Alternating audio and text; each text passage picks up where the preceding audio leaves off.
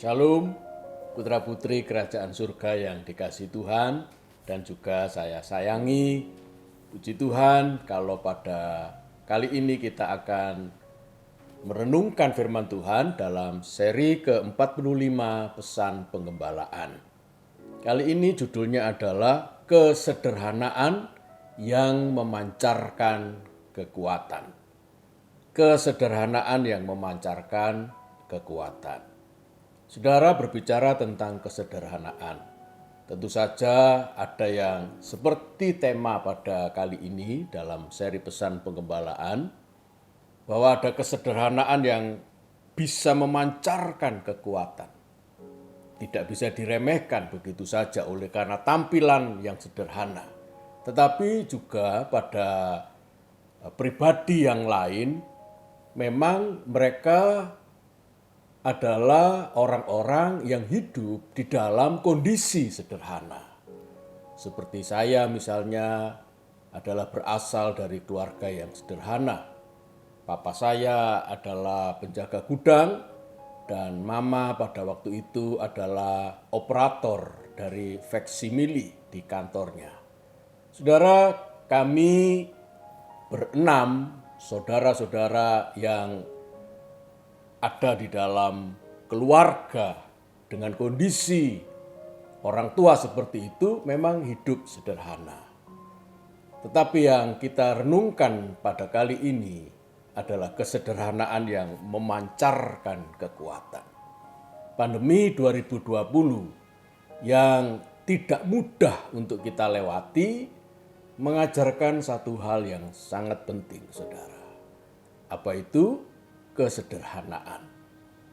Kita memang belajar juga untuk menjaga kesehatan. Kita belajar juga untuk menerapkan protokol-protokol kesehatan dimanapun dan kapanpun kita berada. Tetapi bagi saya, pandemi ini mengajar yang jauh lebih penting, yaitu kesederhanaan. Bagaimana kalau setiap pergi ke kantor, saudara, istri saya membekali saya dengan makanan untuk di siang hari saya nikmati. Sebelumnya pandemi ketika belum terjadi, saudara, saya lebih banyak makan di rumah makan atau di restoran atau paling tidak di depot-depot, saudara. Dan kali ini belajar untuk lebih sederhana. Juga sudah sangat-sangat jarang shopping di mall, makan-makan bersama keluarga di luar, saudara. Kami lebih banyak di rumah, menikmati masakan di rumah. Saudara, itulah pola hidup sederhana yang kami pelajari di dalam masa-masa pandemi ini. Tetapi satu hal, ketika merenungkan, menyambut dan menyongsong perayaan Natal tanggal 25 Desember yang akan datang, saya merenungkan bahwa kesederhanaan itu bisa memancarkan sebuah kekuatan. Mari kita lihat ayatnya dan memeriksanya di dalam Injil Matius pasal 3 ayat 1 sampai 6. Injil Matius 3 ayat 1 sampai 6. Pada waktu itu tampillah Yohanes Pembaptis di padang gurun Yudea dan memberitakan, "Bertobatlah sebab kerajaan surga sudah dekat. Sesungguhnya dialah yang dimaksudkan Nabi Yesaya ketika ia berkata, ada suara orang yang berseru-seru di padang gurun, persiapkanlah jalan untuk Tuhan, luruskanlah jalan baginya." Yohanes memakai jubah bulu onta dan ikat pinggang kulit, dan makanannya belalang dan madu hutan. Ayat 5. Maka datanglah kepadanya penduduk dari Yerusalem, dari seluruh Yudea, dan dari seluruh daerah sekitar Yordan. Lalu sambil mengaku dosanya, mereka dibaptis oleh Yohanes di sungai Yordan. Saudaraku, gegap gempita kelahiran anak Allah yang menjadi manusia, yaitu Yesus namanya, yang diceritakan di Matius pasal 1 dan pasal 2, beralih sorotan cerita dari Tuhan Yesus kepada karya, dari kelahiran kepada karyanya. yang dimulai dari utusan bernama Yohanes Pembaptis. Saudara-saudara, sosok Yohanes Pembaptis kurang mendapatkan pemberitaan di mimbar-mimbar kita. Barangkali juga ketika kita membaca Injil Matius, mudah terlewatkan tentang sosok yang sentral di dalam karya keselamatan yang pada waktu itu dimulai oleh Tuhan Yesus, yaitu ketika dia dibaptis oleh Yohanes Pembaptis. Saudara, kelahiran Yohanes Pembaptis bukan hanya mengisi sejarah bagaimana Yesus memulai karya keselamatannya, tetapi sudah dinubuatkan oleh Nabi Yesaya. Tadi kita sudah baca, bukan? Saudara, peralihan cerita dari kelahiran Yesus kepada karya keselamatannya yang dimulai dari sosok Yohanes Pembaptis yang kali ini kita akan bahas bersama-sama sangat menarik, saudara. Karena kedua pribadi ini yang diangkat oleh Matius sebagai sebuah laporan bagi pembacanya, apakah itu Yesus ataukah Yohanes Pembaptis, sama-sama memiliki kesamaan. Apa itu, saudara? Kesederhanaan. Saudara, kesederhanaan dari Yohanes Pembaptis. Dia tinggal di padang gurun Yudea. Ayahnya adalah Sakaria, seorang imam keturunan Lewi dari rombongan Abia. Ibunya Elisabet, dan kedua orang tua dari Yohanes Pembaptis ini ketika memperoleh anak yang dikaruniakan oleh Tuhan kepada mereka, mereka sudah sama-sama tua. Bahkan Elisabet sudah ditulis di Matius pasal 1, dia mandul, saudara. Saudara, tentu saja ketika mereka sudah memiliki momongan yang diberi nama Yohanes, Allah yang memiliki kasih karunia, itulah nama Yohanes. Saudara, mereka tentu bersuka cita. Bahkan saudara, pasti apa saja yang diminta oleh Yohanes disediakan oleh orang tuanya. Karena Sakaria cukup terpandang ketika menjabat imam. Saudara yang dikasihi oleh Tuhan. Tetapi lihat, saudara, Yohanes lebih memilih tinggal di padang gurun Yudea. Tadi sudah kita baca, bukan? Bahwa Yohanes meninggalkan zona nyaman, tinggal di lingkungan bait Allah karena orang tuanya adalah imam yang mengurus bait Allah pada tahun itu. Saudara, Yohanes lebih memilih tinggal di padang gurun. Saya membayangkan sang ibu ketika anaknya tinggal di padang gurun. Kalau sudah tidak kuat menahan rindu dan kangen, saudara, Ibu Elisabet pasti harus pergi ke padang gurun. Mungkin hanya mengantar rantang berisi makanan kesukaannya, saudara. Tetapi Yohanes sudah memilih menu makanan yang khusus, yaitu belalang dan madu hutan, saudara. Pasti dia berkata, "Bu, enggak usah repot-repot. Saya sudah cukup makan belalang dan minum madu hutan." Belalang adalah serangga yang dihalalkan untuk dimakan. Dan karena banyaknya populasi di padang gurun, saudara, maka orang-orang miskin, orang-orang yang di bawah garis kemiskinan pada waktu itu, yang tentu saja sangat banyak karena di dalam penjajahan bangsa Romawi, mereka pasti cari makan di padang gurun untuk menemukan belalang. Dan mereka makan makanan itu, saudara. Itulah konsumsi orang-orang yang sederhana. Dan Yohanes lebih memilih untuk makan makanan tersebut. Saudara, dikatakan bahwa ia memakai jubah bulu onta dan ikat pinggang dari kulit. Kalau kita menelisik kitab 2 Raja-Raja, itulah pakaian yang dipakai oleh Nabi Elia. Karena itu saudara, banyak ayat yang menulis sebuah referensi bahwa memang Yohanes memiliki spirit atau roh dari Elia di dalam pelayanannya, saudara. Bahkan di dalam Injil Matius pasal 17 ayat 13, para murid ketika Yesus menampilkan tentang Elia yang hadir di tengah-tengah mereka, para murid sudah menangkap apa yang disampaikan oleh Yesus itu merujuk kepada Yohanes Pembaptis. Dia memakai jubah bulu onta dan ikat pinggang kulit. Kenapa harus bulu onta? Karena kita tahu bukan, onta adalah binatang yang kuat dan binatang yang menanggung beban untuk para musafir boleh berjalan dan barang-barangnya itu diletakkan di punggungnya onta. Dialah binatang yang menanggung beban. Ikat pinggang dari kulit tentu saja didapatkan kalau binatang itu sudah dibunuh dan diambil kulitnya untuk dipakai sebagai ikat pinggang oleh Yohanes. Jadi ada korban di sana.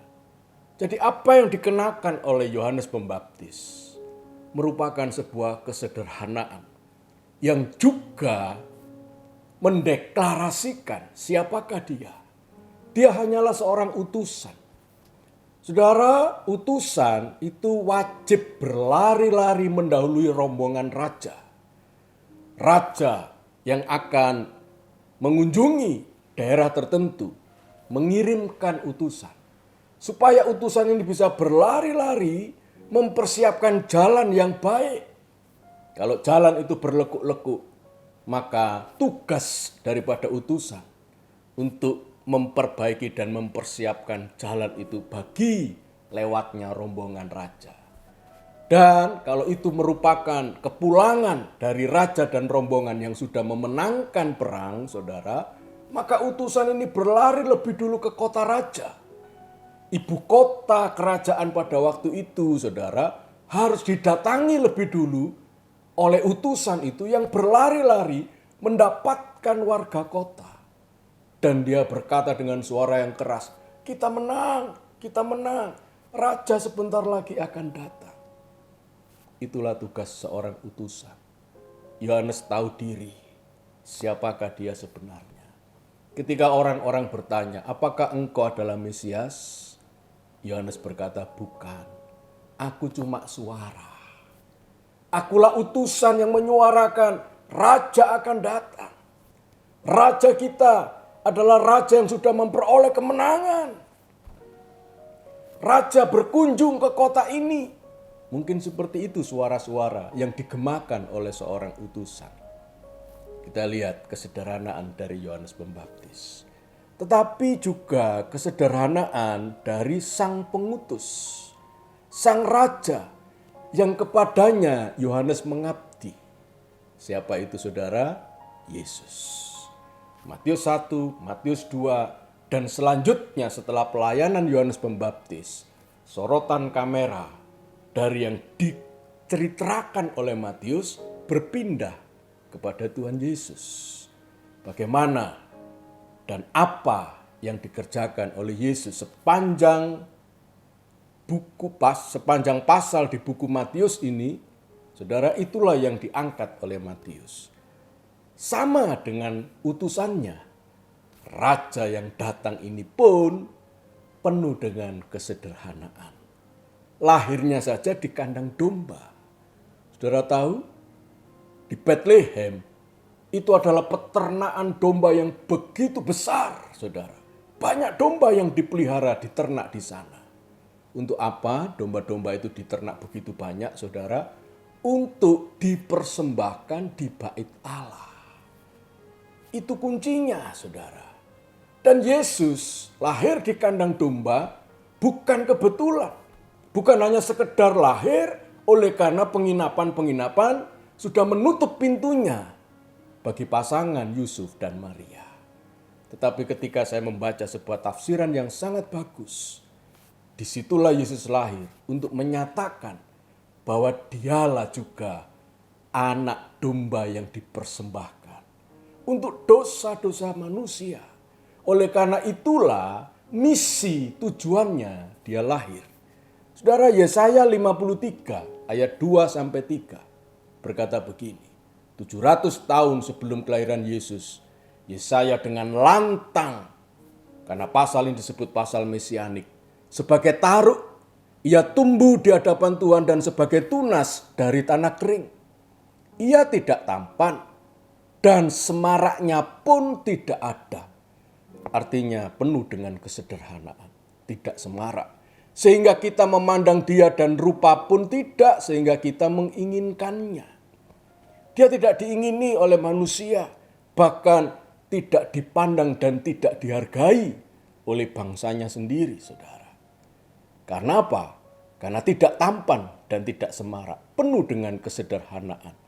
Ayat 3, ia dihina dan dihindari orang, seorang yang penuh kesengsaraan dan yang biasa menderita kesakitan.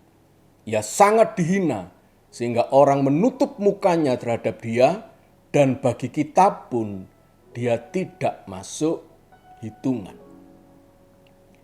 Paulus di dalam merangkum tentang bagaimana kesederhanaan Yesus di Filipi pasal 2 ayat 6-7 berkata begini.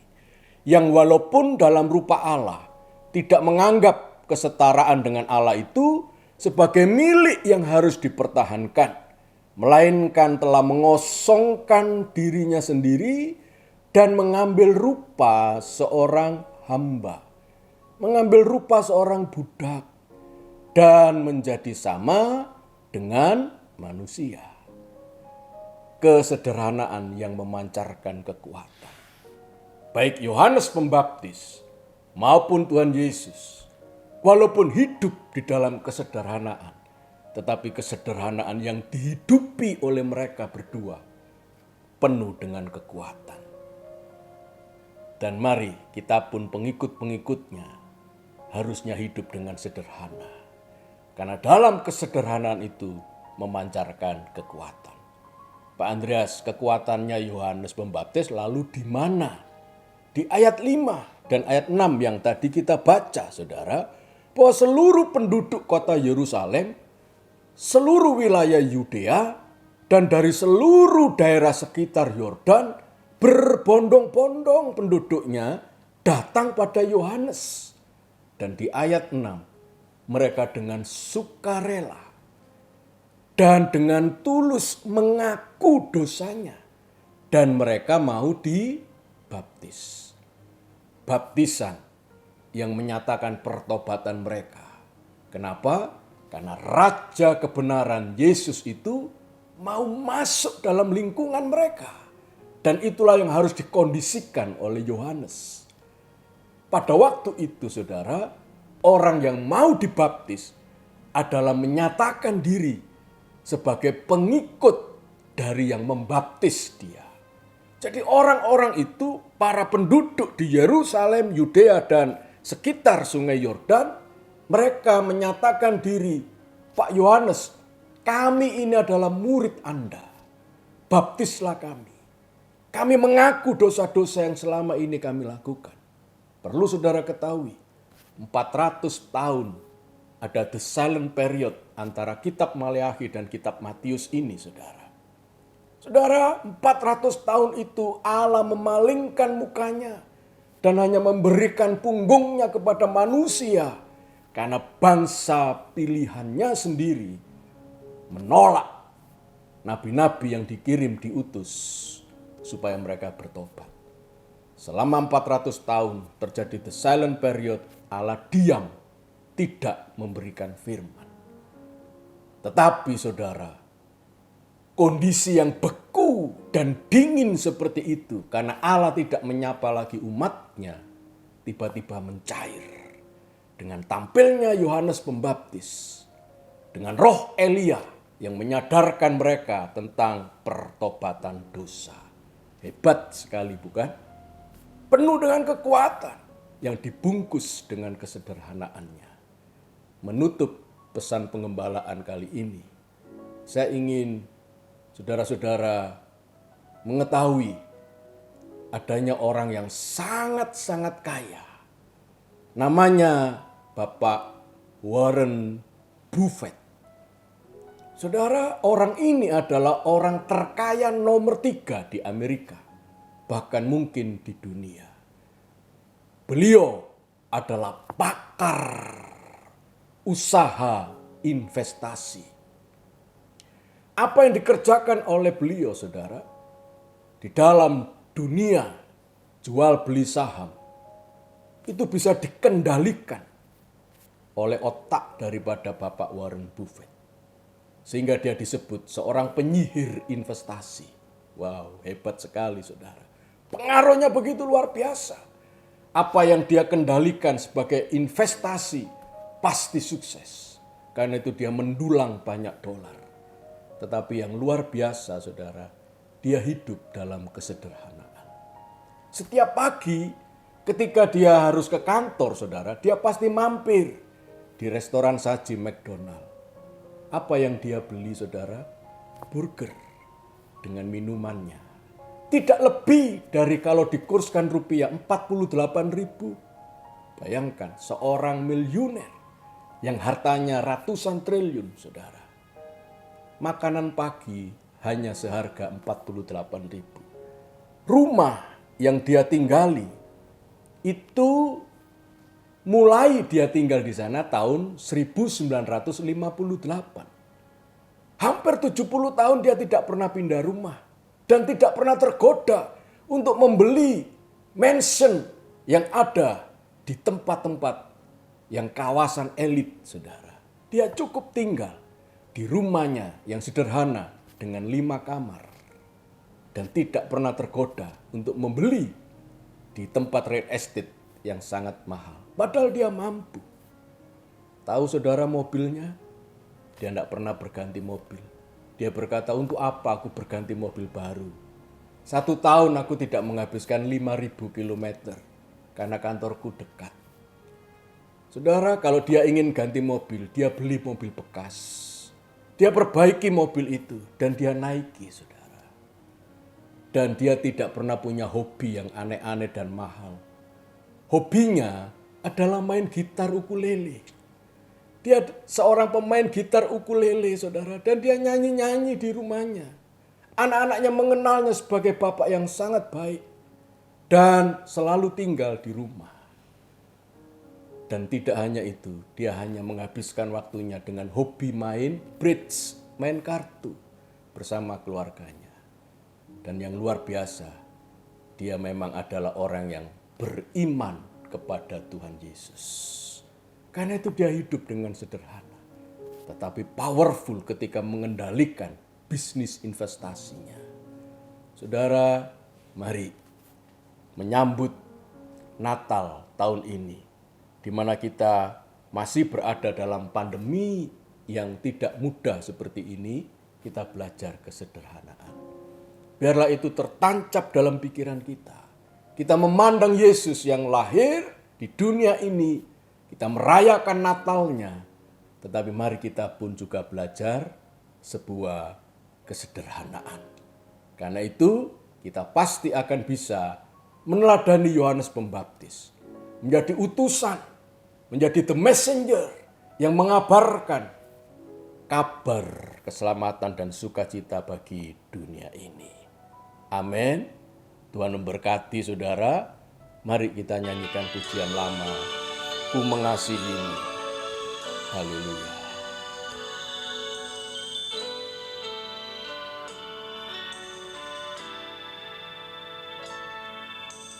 Ku mengasihimu. Yesus, kau perlindungan bagiku.